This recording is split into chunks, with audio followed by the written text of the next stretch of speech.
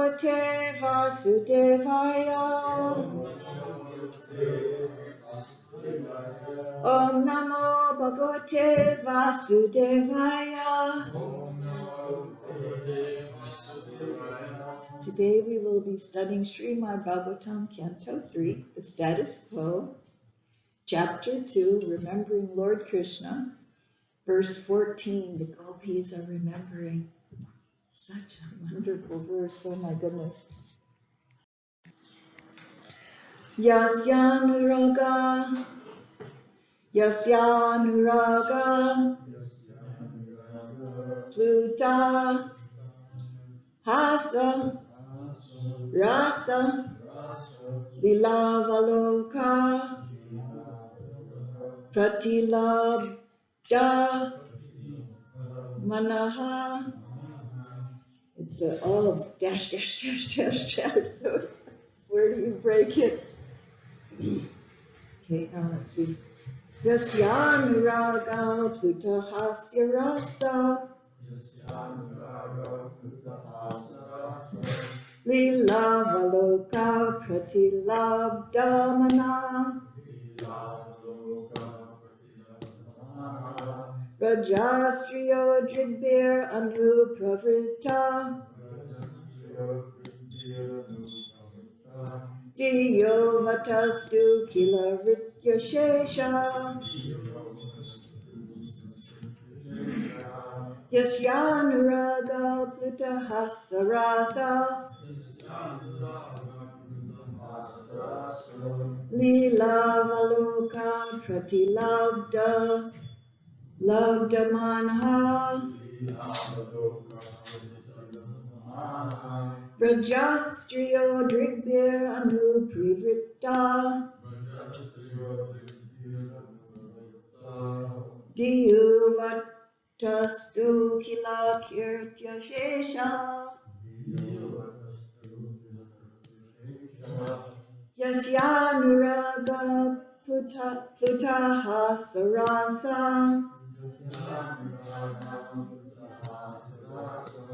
Lilavaloka Pratilabdamanha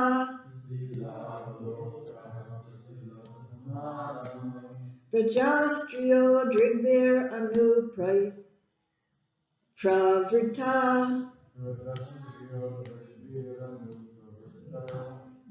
Diyo Vatastu Kila Kritya Shesha. Others?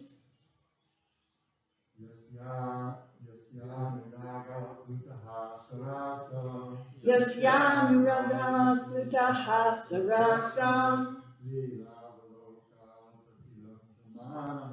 Lilavaloka Pratilabdhamana Rajastriyo Drigbir Anupravrita Diyo Vatastu Kila Kritya Shesha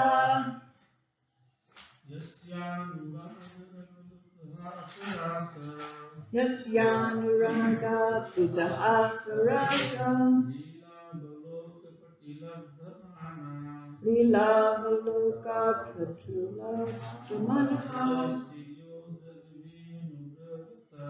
Rajastriyo Drigbir Anupravrita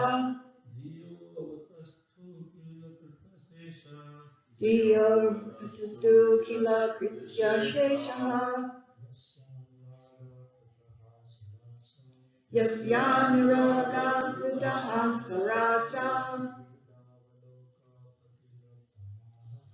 Lilavaloka Pratilabdhamana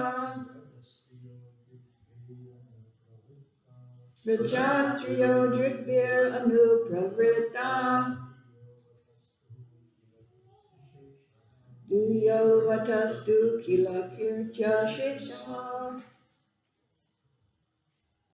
Yes. Yasya, whose, Anuraga, attachment, Pluta, enhanced by, Hasa, laughter, rasa, rumors, lila, pastimes, avaloka, glancing, pratilabdha, obtained thereof, mana, anguished, Rajastriya,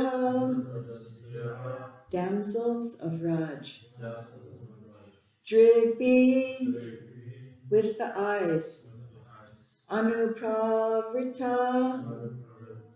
following, Diya, by intelligence, Avastu, Avatastu, sat silently, Kila, indeed, Krityasheshaha, without finishing household duties. Translation and purport by His Divine Grace A.C. Bhaktivedanta Swami Srila Prabhupada Ki Jai. The damsels of Raj, after pastimes of laughter, humor, and exchanges of glances, were anguished when Krishna left them. They used to follow him with their eyes, and thus they sat down with stunned intelligence and could not finish their household duties. This is breathtaking.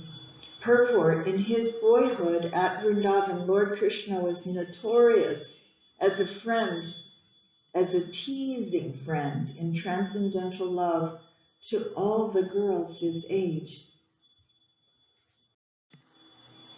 His love for them was so intense that there is no comparison to that ecstasy, and the damsels of Raj were so much attached to him that their affection excelled that of great demigods like Brahma and Shiva.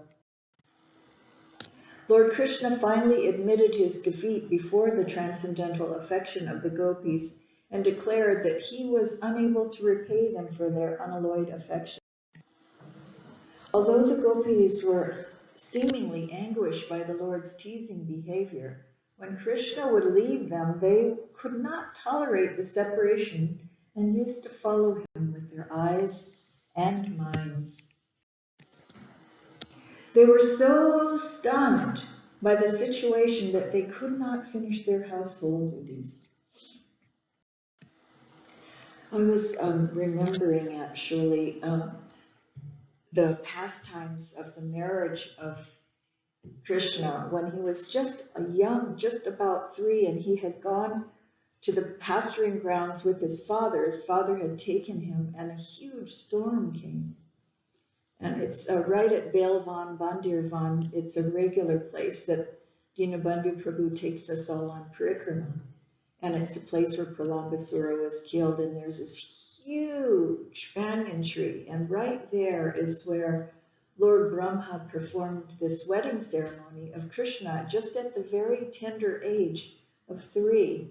And what had happened, this huge storm happened, and Nanda Maharaj was conflicted. He was thinking, what will I do? Mother Yashoda will be very, very annoyed with me if I don't bring Krishna home right now, but the cows are in need of being taken care of. And I'm torn between my duty of taking care of the cows and making sure that Krishna is safe. And just at that moment, just at that opportune moment, Srimati Radharani came, and she was 3 years older than Krishna. So he immediately, Nanda Maharaj thought, oh, this is fine, this is perfect. I'll let Krishna go with her, and she'll take her to Mother Yashoda. So at that time, Krishna, he became like his mature 16-year-old form, and she and he, they fell, of course they had fallen madly in love earlier because she had been blind from birth, and one of her names is Andarupa, and that means only having eyes for Krishna. She was blind. And when she was taken to the bedside of the Supreme Personality of Godhead as he was just a teeny tiny baby, she opened her eyes for the first time because she would only see Krishna. So in getting the service to serve Krishna in this way, and already being madly in love with Krishna, Lord Brahma appeared on the scene, and he married them under this big, beautiful, sprawling banyan tree.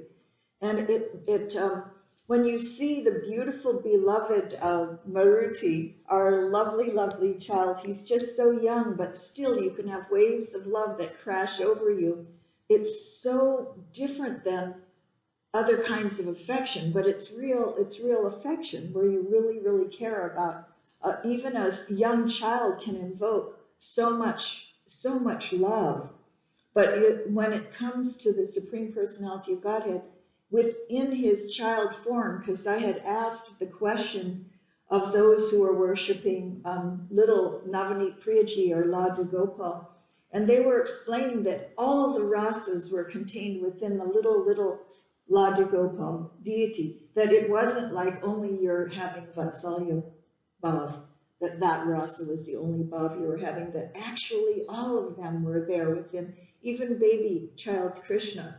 So in this way, this is how Srimati Radharani married him, even though, because all his forms are present within any of his forms. All of he's got full potency, no matter in what moment that he's manifesting his particular form, all the other forms are there. So no one could excel Krishna, even in the dealings of love exchanged between boys and girls. It is said in the revealed scriptures that Lord Krishna personally never goes beyond the boundary of Vrindavan. And this picture of Vrindavan, it's kind of a wrinkled picture, but it's a lotus. The actual Vraj Mandala is literally a lotus. And they say, how is it that Krishna could be sliding on fizzly rock way, way out, or be in Kamyavan and do some pastimes, and then be back to Vrindavan for lunch, and he's not even, so it's like, it boggles the mind, how can he do this? But it's explained that the lotus of Raj, when Krishna wants to have a pastime, that petal just bows down to Krishna, and he has a pastime on that lotus petal, that portion of Raj, and then it extends back further. It's inconceivable, but you can imagine, like, everything is this gigantic forest, and Vraj is like a huge lotus. And Vraj is in the mode of totally cooperating with Krishna's pastimes at any given time. So Krishna never leaves the boundary of Vrindavan. Vrindavan is where all the Rasa Leelas took place. He remains there eternally because of the transcendental love of the inhabitants. Thus, even though he is not visible at present, he is not away from Vrindavan for a moment. Krishna, it's like if we'd leave the room, we don't know if someone's talking about us or not. Krishna is present in his name, his form, his dham, his everything. He's omnipresent. He's within each and every one of us. He's without us. He's the space between us. I mean, it's like your mind can just go and blow out, because Krishna is everywhere and everything. How can he leave? How would he leave? But he can also leave, but he doesn't. So it's like, okay, my mind can't really fathom it all. So to continue on this beautiful pastime of the Supreme Personality of Godhead, one must go to the Gopi Gita of the 10th canto. One must understand the bhav of the gopis, this Parakiya Ras, which was just given by Sri Chaitanya Mahaprabhu. It is Swakiya, Madhurya Ras, that was there. He was married. In all the other sampradayas, he's married. But in this sampradaya, Sri Chaitanya Mahaprabhu gave some special, highest, amazing, this Parakiya, this paramour, this beloved, this unmarried, illicit connection between it's every single one of us have to cheat love in this material world with Krishna. We have to cheat. And it's like we have a previous engagement, and it's our commitment to Krishna. We can have children, we can have husbands, we can have family, we can have all these things, but we cheat on them with Krishna. Our real beloved is Krishna. That's the Padakya Ras. This isn't Sahaja, this is real. We chant his name just like a young girl. I remember when I was in the 5th or 6th grade and I used to write the name of the boy I liked. Crazy. It should have been Krishna, but that was my Maya, you know. But still I know that the repetition of the name, because I had that little experience, that's all about Krishna all the time. So the gopis, they were searching for Krishna. The gopis, tormented through the long night by separation from Krishna, wandered like mad women from forest to forest in search of him. People go crazy about this love. There's domestic violence. Right now during COVID, there's so much domestic violence, more than ever before, because people are cooped up together. And it's too much. Way too much. I mean, I even remember when I was a little girl and I had my dear friends whom, you know, we would walk to greet each other. And as soon as, you know, I was little and young, as soon as we'd see our friend, we'd run and then hug them like, oh, it's so nice, and walk the rest of the way with them. But then if you'd spend the night and then maybe a couple nights and then, you know, I want to go home. Because there's enough in the material world, enough is enough. We're ready to be done. But the difference between the material relationships and the spiritual relationship with Krishna is it's never enough. In material relationship, it gets old real fast, you know. The honeymoon is over. And we're like, I need to think thoughts. I need to be by myself. I need to have my own time, so that we can reconvene with Krishna. Because we all have a God-shaped hole in our soul, and he is like the key to our heart. He unlocks that lock, and real love comes gushing out, like real, eternal love. Waves of love of Godhead, waves of love for the Dham, waves of love for everything and anything connected with Krishna. He's the key to our hearts. Real love, and the kind you can never get enough of, you never get sick of, that we become completely addicted to. Because of that addictive nature, we're all searching for love here, there, like mad people in the material world. We're looking, people go to the nightclubs because they really want to go do Rasa Leela with Krishna, but they're making a huge mistake. They're going to the nightclub to dance and sing. They really, really want Krishna, and they really, really want the Rasa dance, and they're misplacing their situation. So the gopis have it right. They're tormented, and they're in separation of Krishna, and they're wandering in the forest like mad persons. Better to be mad in relation to Krishna than mad in relation to somebody who's only going to get old and everything else, like teeth getting loose, joints hurting, you know, all these things. This is not worthy. This is not worthy of love, although the picture is very beautiful. It's like a reflection of Krishna, but for only a moment. So when Sri Krishna suddenly disappeared from the arena of the Rasa dance, the gopis, their minds fully absorbed in thoughts of Krishna, began looking for him in the various forests. From all moving and non-moving creatures, they asked for news of Krishna. Where is Krishna? Where is Krishna's whereabouts? I mean, we should be, anybody we meet, all the devotees, can you tell me something about Krishna? What did you read today? We should be so anxious that we want to hear something from one another about Krishna. What's the news? What's he up to? Finally, they became so distraught that they began imitating his pastimes. And this isn't sahaja. This isn't sahaja. Even Lord Nityananda, at a young age, he used to do performances of Raj Leela. So this is part of, you know, the 64 arts of, like, and I love your family is always performing some pastimes for the holy days. Radha, you know, it's so sweet, you know, to be able to enact the pastimes of the Lord.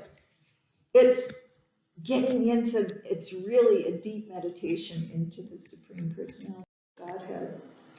So later, while wandering in a corner of the forest, the gopis saw Sri Krishna's footprints, which appeared mixed with Srimati Radharani's.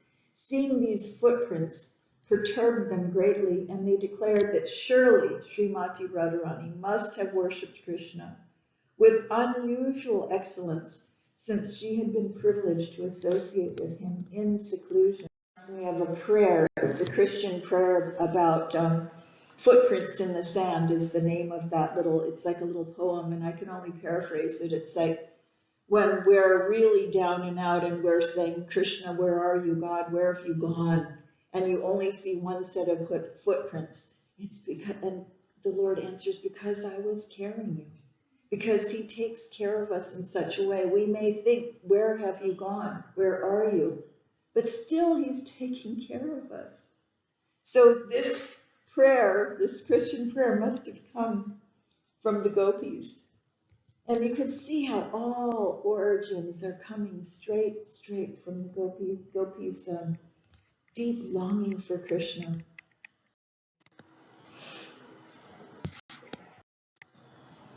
And yet another spot, the gopis saw signs that led them to imagine that Sri Krishna had been tying the locks of Srimati Radharani's hair.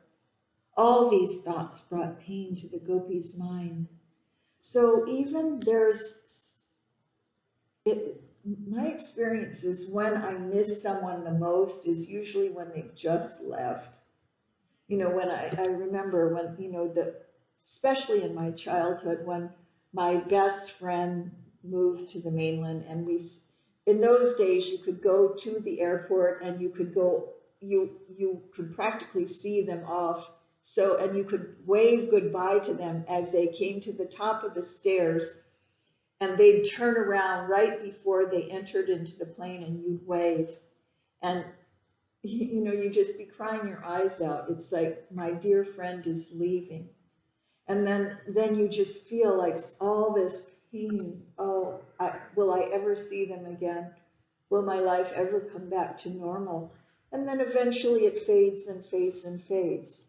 And that's a reflection of our relationship with Krishna. But the difference is that that Vipralamba Bhav, it's intensified by love and remembrance of Krishna. And the gopis, if they couldn't see Krishna in their eyes, they would follow. What do you think he's doing right now? What do you imagine? What is he doing? And they're remembering things like, remember when he cut us off at the pass in Varshana, that Sankori Kor, there's this, where two cliffs come together, and he taxed us. We were carrying milk products. He's such a rascal. They would complain about him. He literally became a tax man, and he taxed us for our milk products. And if we wouldn't pay him, he would push our milk products down on the ground. So in this way, they started remembering his pastimes and complaining about him too. Because it says in the Nectar Devotion in the Bhakti Rasamrita Sindhu that this transcendental anger kind of weaves in through all of that, their bhav and their love. There's this man, this annoyance. And I don't know anybody on this face of the planet that likes me to be annoyed with them. But Krishna, he's the only person, I was going to say human being, but the only person that even enjoys this annoyance. Can you imagine? That's the man for me. If he can even enjoy that I'm annoyed with him, he's mine. You know, I want him, because there isn't anybody else that likes that. He doesn't even mind any of my feelings towards him, my attraction and aversion, the polarities that are churning within me. He's completely pleased. Because he's the reservoir of all pleasure, he's always pleased.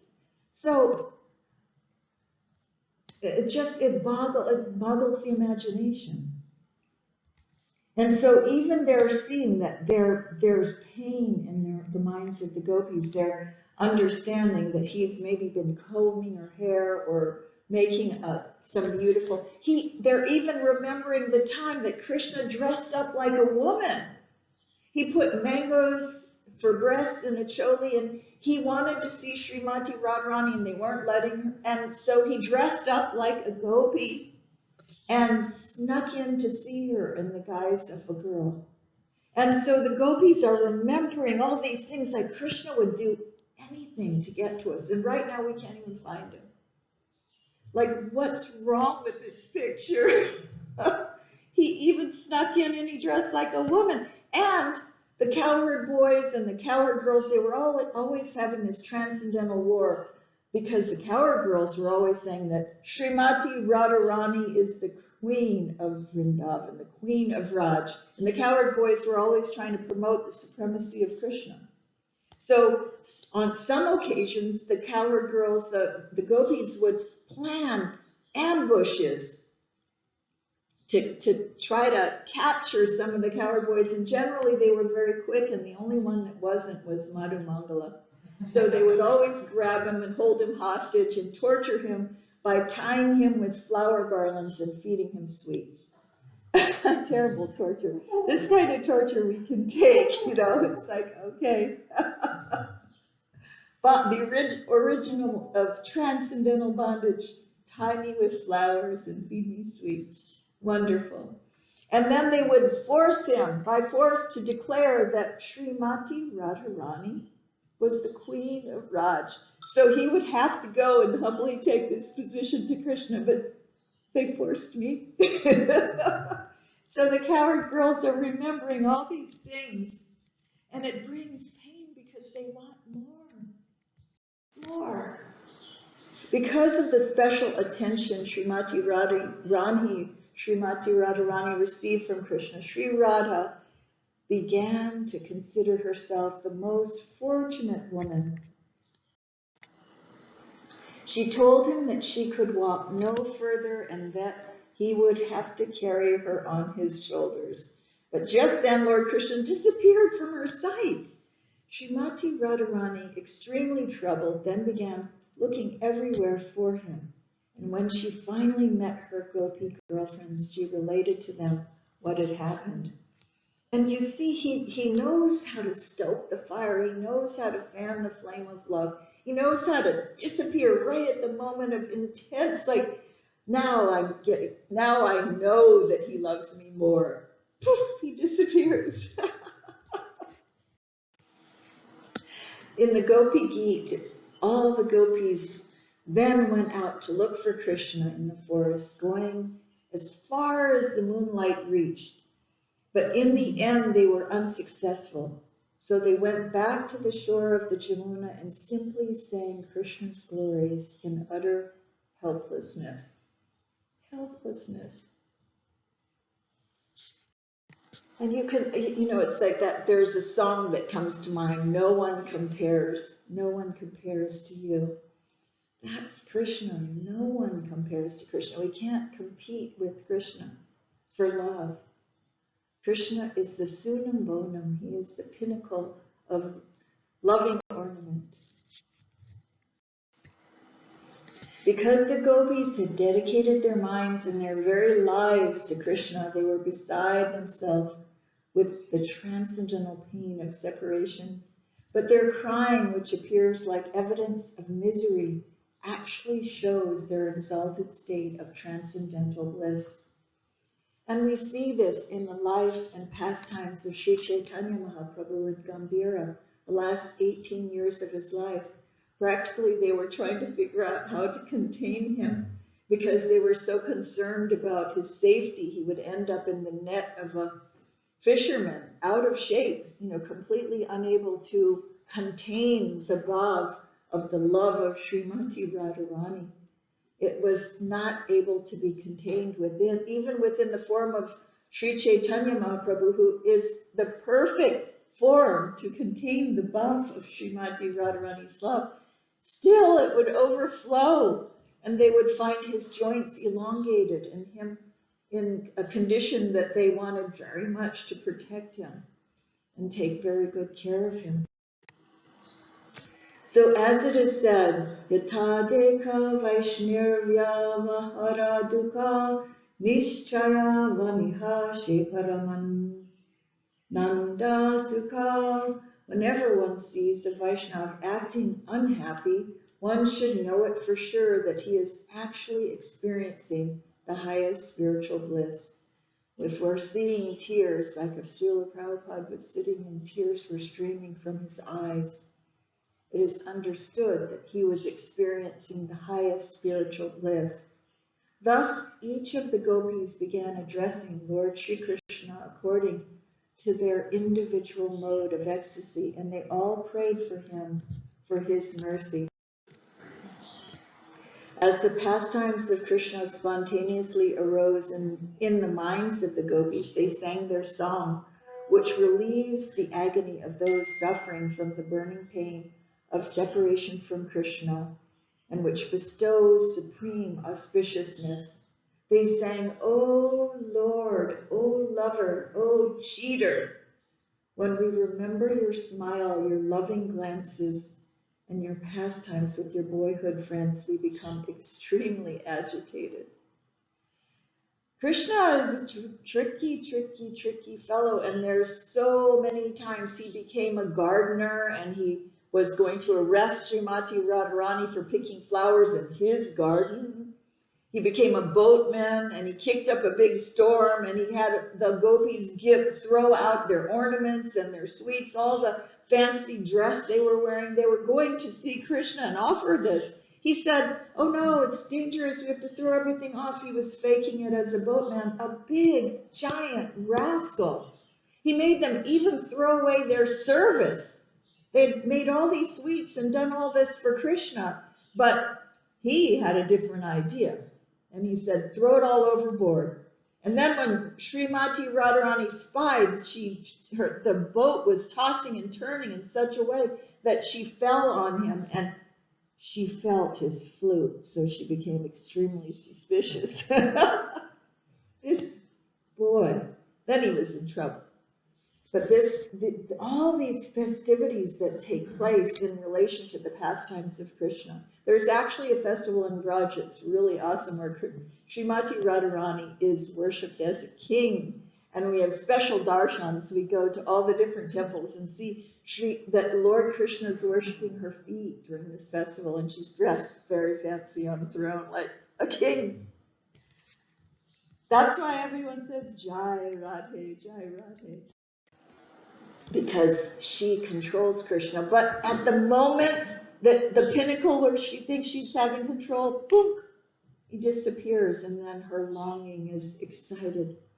Her need for him, her addiction to him is excited. It's churned by the churning rod of his eyebrows. Just, they're just the arrows of Cupid hitting her heart. She's powerless, as it says here, helpless, completely helpless, because she's overwhelmed in loving Krishna.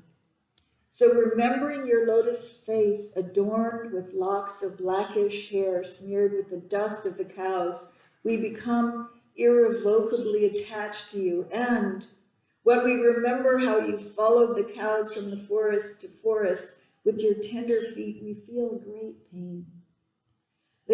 There's the beautiful pastimes by Kusham Sarovar.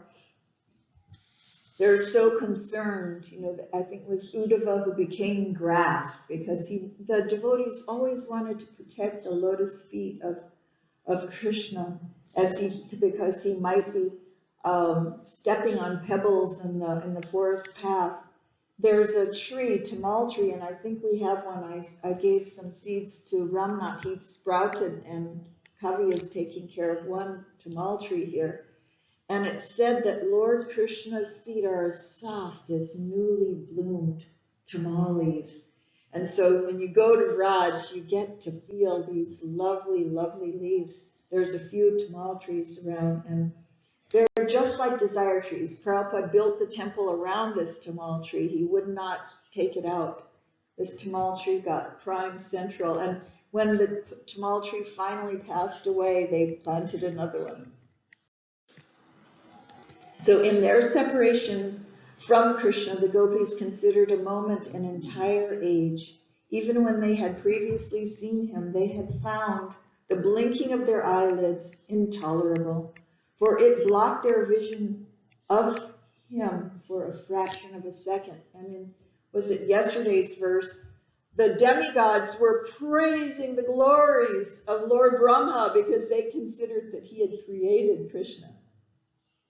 So that's the difference between the demigods and the gopis. The gopis are like, this damn Brahma, he messed up and made these eyelids. And the others are going, oh, Brahma, you created Krishna, it's so lovely.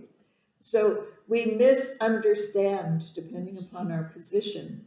He wasn't actually the amazing creation of Lord Brahma.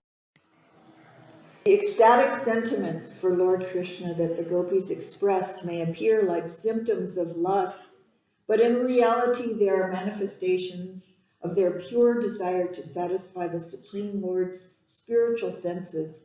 There is not even the slightest trace of lust in the mood of the gopis.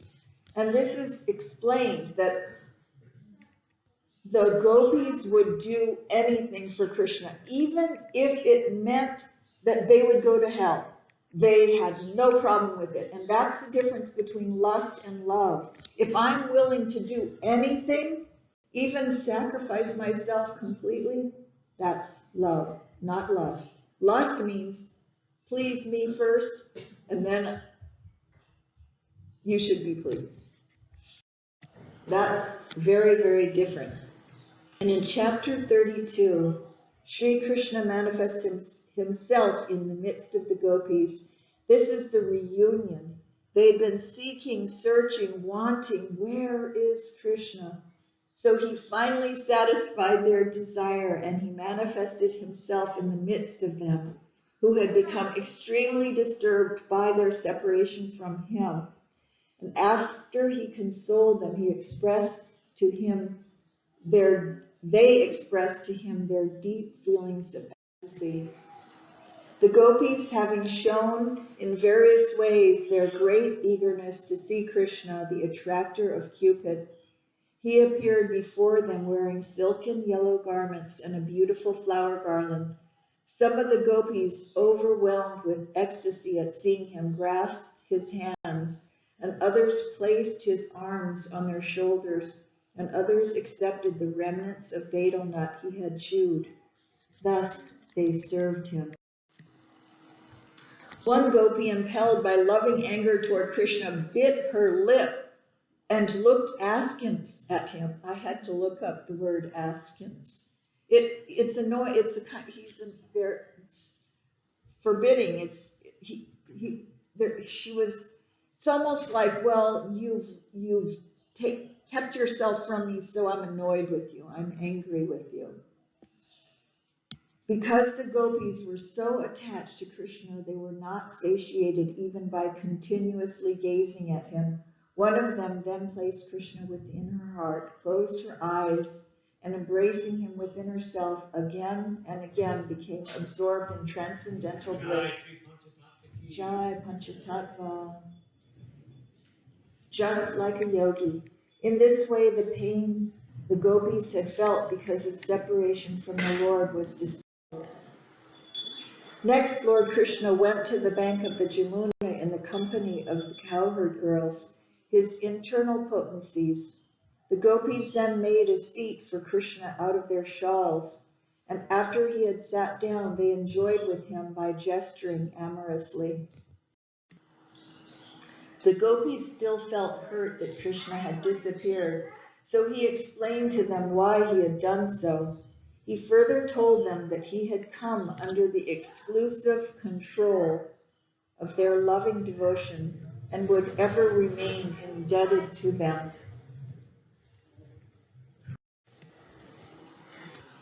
And the very last text of this chapter, I had to put it, it's like a preview because it sums up this chapter, the Remembering Krishna chapter.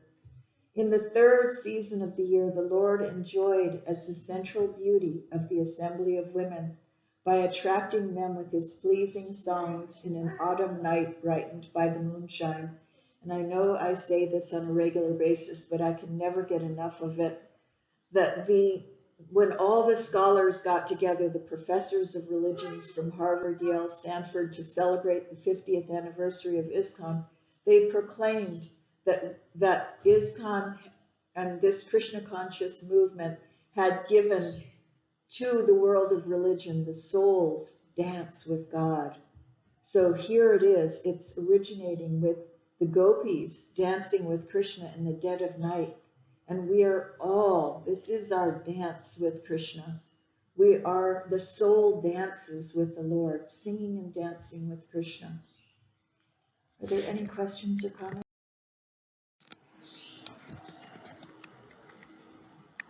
Anybody?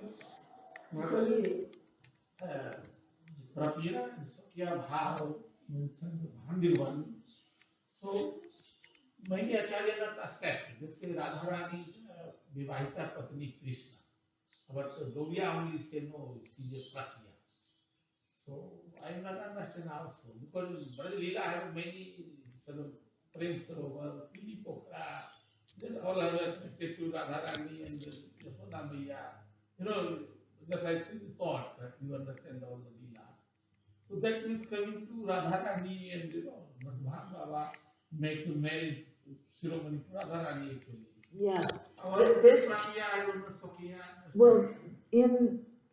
Parakiya and Swakiya, and it is a fact that Srimati Radharani and Lord Krishna can never be separated, and even the queens of Dwarka, the pastimes of Lord Chaitanya, when Krishna and Balaram were listening to the queens of Dwarka discussing the pastimes of the gopis with Krishna, and they became stunned in ecstasy, and their limbs withdrew and their eyes huge.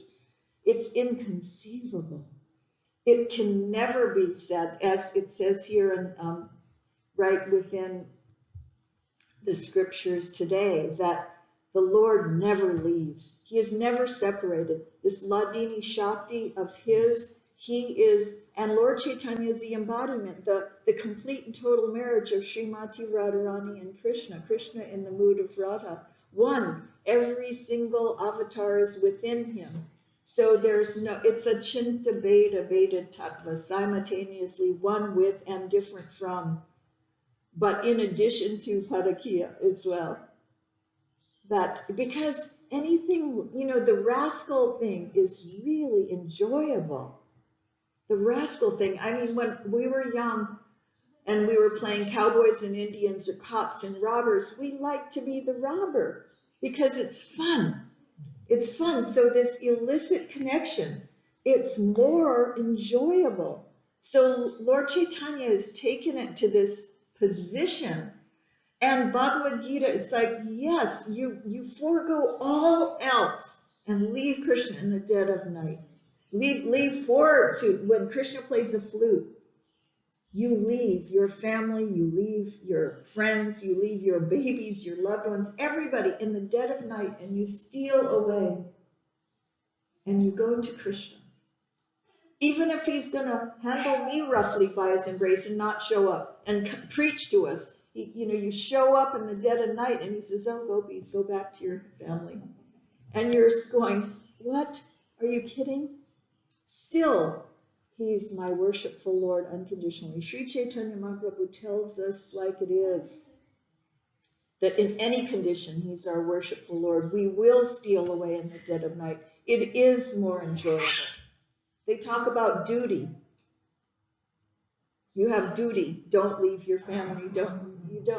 Of course. And Prabhupada said, if you are not attached, you will act very attached. You will be very dutiful. You will do everything even more nicely. Prabhupada explained that if you're having an affair with God, then you will attend to your household duties much more carefully. You will do them perfectly. So it makes us a much better person in any and every case. And as Prabhupada explained that in Uttama Adhikari, by associating with somebody who's advanced and loving Krishna, we also want that. We also want to love Krishna more and more and more. So, Hare Krishna. I hope that was adequate. Hare Krishna. Anything else? Yes, Daniel? I just want to share, just reading the previous prayer, something about the purpose of Krishna came to revive the healing chanting process. And Prabhupada's purport says that that we naturally wants to serve, but the best person is Krishna because he's the ultimate and something like that. Thank you very much, Daniel. That was great. Hare Krishna. Glories to Srila Prabhupada.